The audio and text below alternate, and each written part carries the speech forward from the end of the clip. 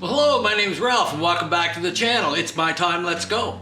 Today we're doing something a little different and I'm getting my little 81 out and seeing if I can get it going. Now I've had a gentleman who's been interested in it for a period of time and it's sort of went back and forth, I guess him deciding what he wanted to do. But he wants to buy this bike from me. So we've had to rearrange the shop, we're trying to move things around. It's hard to get something out when you've got it tacked way back in behind. But we have moved things around. I got my cage bike over here now by the window and it'll fit right in there and we'll pull this thing back and get us back in place. But the next thing to try and decide is get it out here, jig it around. I got to get the trike out of the way because it's in my way now right here and I need to get it moved so that I can load the shovel head up onto the stand. That's the plan anyway, try to get things switched around so I can put it up there because there's always things when you fire something up that hasn't gone for a long period of time. So we're gonna work away at it and see where it gets us and stick with us and let's see where we're going. Before we get started on things today, I'd like to put a shout out down there to Hippie's Chopper Corner. He's been a great help in trying to help me grow my channel.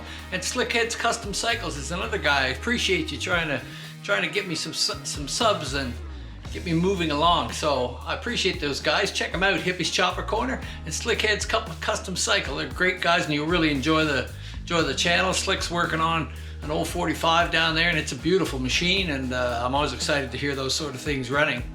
While we're on the subject of subscribers, I've got a guy called Scott4210 and he's asked me a question about cases. He's looking for a set of cases and the lip is broke off or cracked around where the primary goes on. Now, as I told him, you can take a set of cases like this and weld them up. And then you can put them in a lathe with a big enough swing in order to turn it off. But what I found after I had it all welded up, that this race was actually moving. When we mounted it into a lathe so we could turn this off, we could move the whole case over 30,000ths of an inch. So this was moving in it. You couldn't tell here, I couldn't move it, I couldn't get it to move. But as soon as you mounted it solidly and grabbed it here, then the whole case would move and there was no way that you could turn that weld off. So these cases are trash.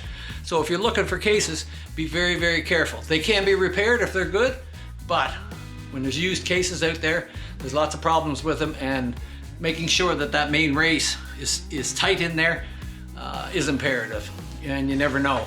So you're kind of at the mercy when you're buying used cases. All right, let's get on with what I'm going to do today.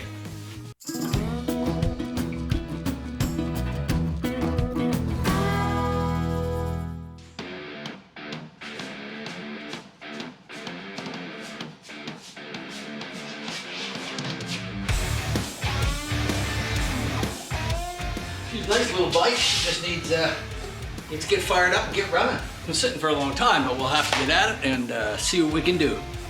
So, let's keep moving stuff. I'll get back to you.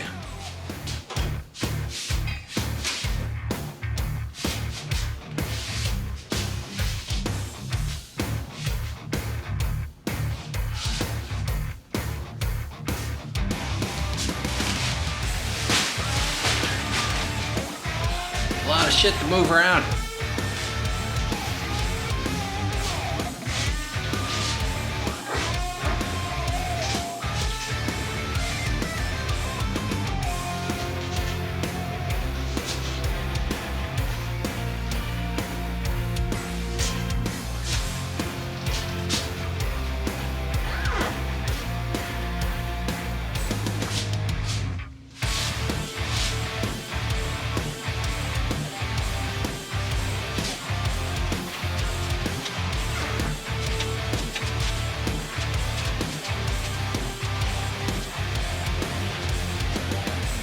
Now we'll get her up on the lift tomorrow there and put some fluids in it and make sure everything's squared away. Fire it up.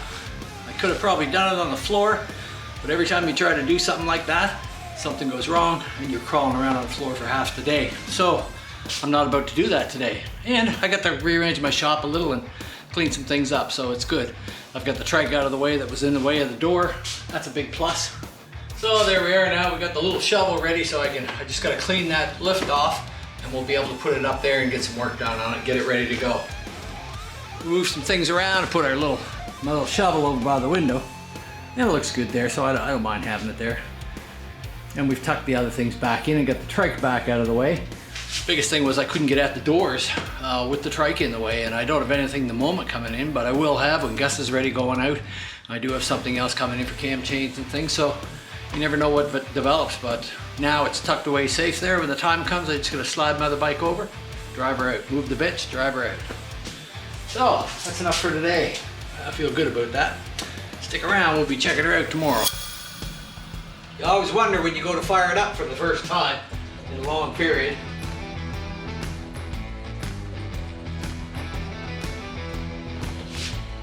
That'd be enough in there to fire it up. Turn the gas on and see if I get a leak out the carburetor. Not uncommon when something sat for a long time for the carburetor to leak. A minute or two to fill up the float bowl. There we go. Fuel pump's working just like that, just like it's supposed to.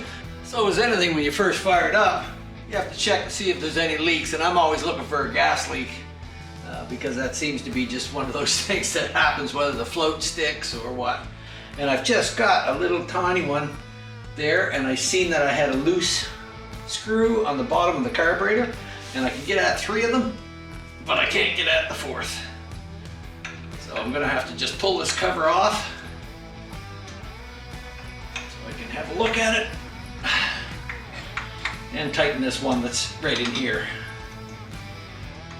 I did want to put it up on the bench so I wouldn't be crawling around on the floor, but I have pretty good confidence in this.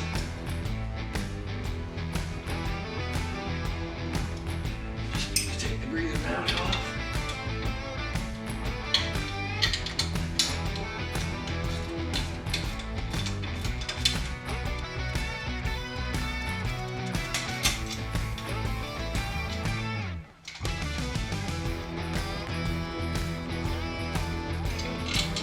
Get the spacers off.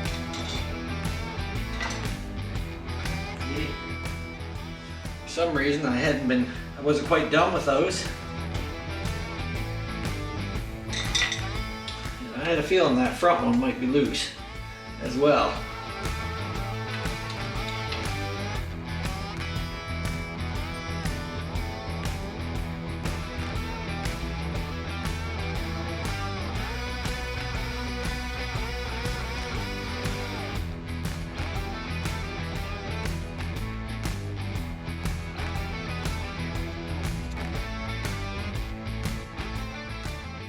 Wire wheel these off, and we'll get some fresh Loctite with them, because as you can see the ends of them are quite gummed up. If you just cram those screws back in there, they'll likely take threads out with them. I'm just going to turn the gas on now, make sure that those are tightened up before I put all the screws in them.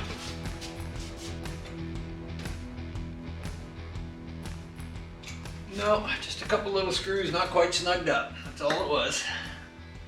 Things like that can get missed when stuff sits for a long period of time. I always Loctite these screws.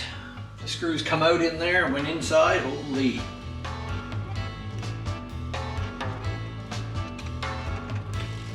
Put them all in evenly so that it pulls back nice and straight. Making sure that your choke is fitted into there so you don't bend it.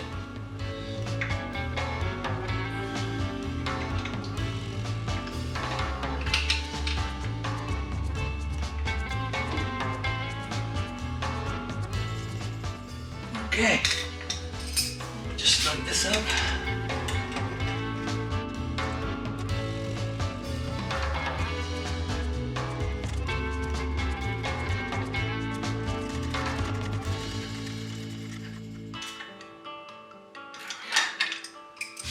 Okay, let's tighten back up. So, we'll just work on getting our battery in. We've got a brand new battery for this that I've had, and I bought it last year and kept it charged up. So it's brand spanking new. Most everything on this bike is new.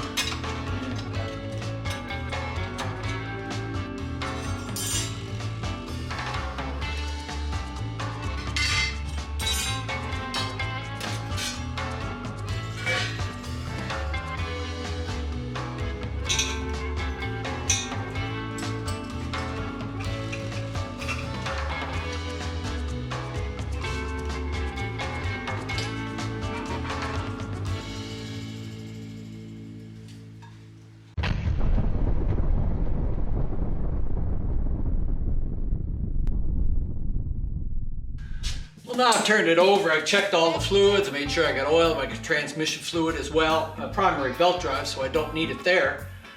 And my accelerator pump is working. My fuel system is working. We have no more gas dripping. There was just a small drip anyway. So, we could try it with the choke on, I suppose.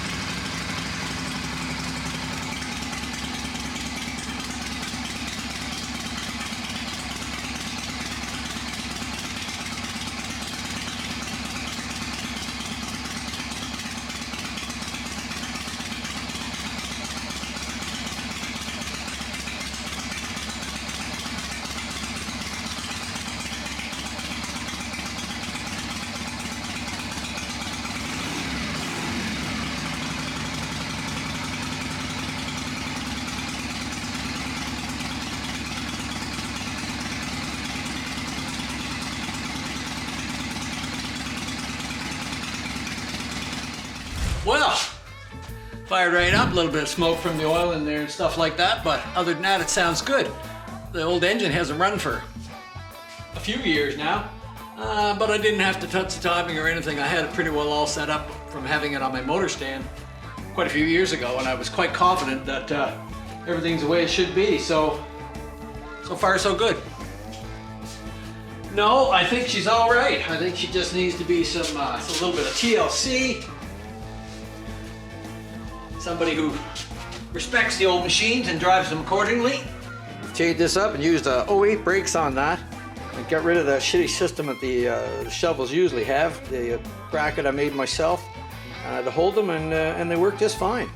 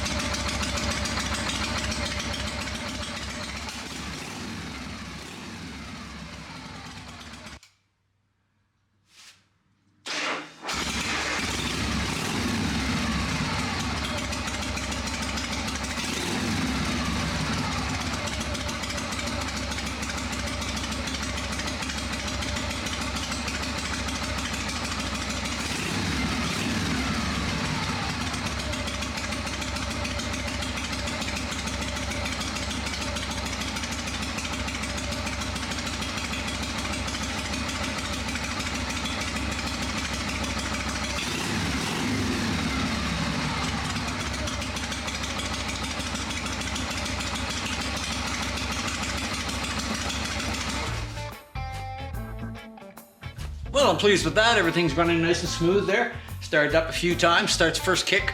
Just give it a kick and away it goes. I had no doubt, but you always wonder until you do have it running and see what happens.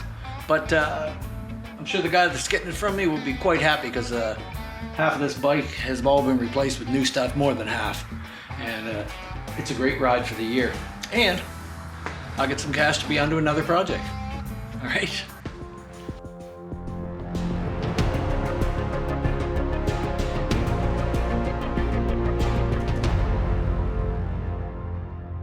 So today I'd just like to say a few words about something that's been on my mind, and I'm not I'm not overly ecstatic about, but I'm kicking myself in the ass for letting somebody take advantage of me. Now I've got my little shovel ready here, and I've had it back tucked in the corner for quite some period of time. I've owned this bike for 11, 12 years. And I restored it and had it back in the corner. The original paperwork was gone, lost. I let it sit there and I picked away and I did the motor, I did the training, I did all the pieces, and I just kept picking away at it. Last year, this guy comes in. He wants that bike. He wants that bike, he wants that bike. If he didn't take 20 pictures of the serial numbers, I don't know how many he took, maybe 50. I had other guys here I was dealing with, that's all he did was stand over there and take pictures and take pictures and take pictures and take pictures. So, he said he wanted it. I said, well, I gotta get the paperwork straightened out, I'll do that. So, over the period of the next couple of months, I got the paperwork straightened out. I called him up, I said, I got the paperwork straightened out, come on out and have a look. Okay, he comes out. Yeah, looks great. Okay, can you get it out and get it running and stuff like that? I said, yeah, I can do that, no problem. So as I get the bike prepared to do it, and I get a battery, and I get all the fluids, and I get all those things, next thing I know, he shows up at my door again. He goes, oh, I just bought one somewhere else, so I guess I'm not gonna be able to buy that one. Okay, no problem.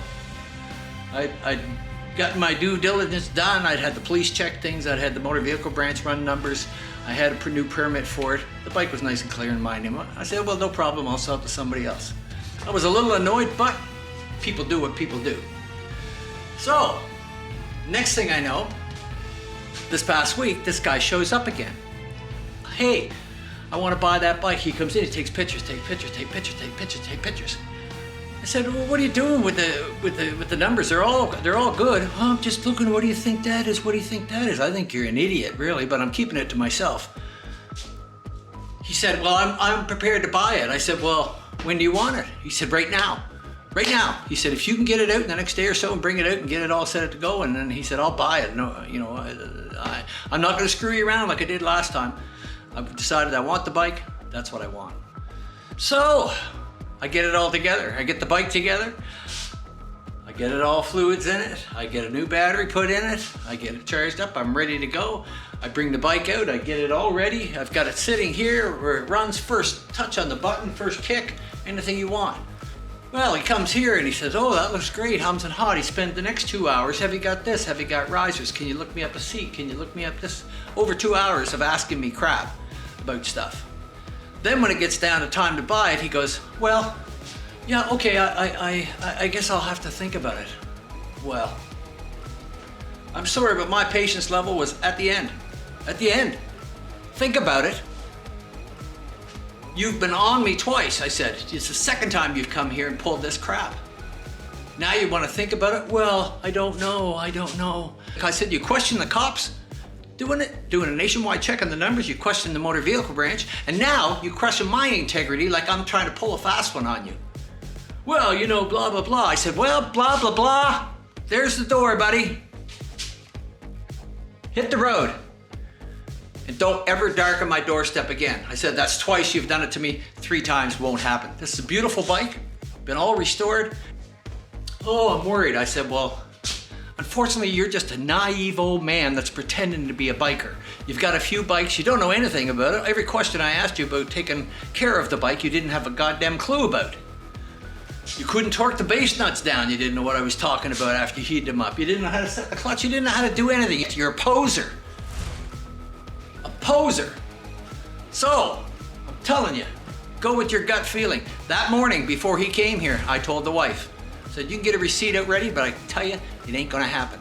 He's gonna hum and haw, then he's gonna screw me around again and go out the door. I said, he's out the door now, he'll never come back here. Never come back here. You don't need that kind of guy in your business. You don't need him. For all intents and purposes, we'll just call him Dick now. You know, Dick, get out. He knows who he is, I know who he is. He'll never darken my doorstep again. And what I need is to bend over here and somebody give me a good kick in the ass for letting this son of a bitch come in here and waste my time. Again, poser. It's not what it's about. It's about real gentlemen. It's on a handshake. It's on your word. You do things. You say things. You stand behind it. You don't come in here, get me to take it all out, get it all charged up, get all those things done, get it all ready to go, and then you're going to think about it? Well, you can think about it now because you just lost out on a hell of a good deal. In any case, that's been my week. You know, it's Thursday now. I'm getting down to it. I'm calming down a little bit, but I'm not really calmed down, you know. So that's my rant. Let me warn you all. Let me warn you all, you guys starting your own bike shops and your own independent shops and you're trying to go on. Go with your gut feeling. If you feel like somebody is stringing you with a bunch of bullshit or you got a bad feeling, well, you got this far using your gut feeling. Use your gut feeling with these people. They're just out to take advantage of you and pretend that they're some kind of biker.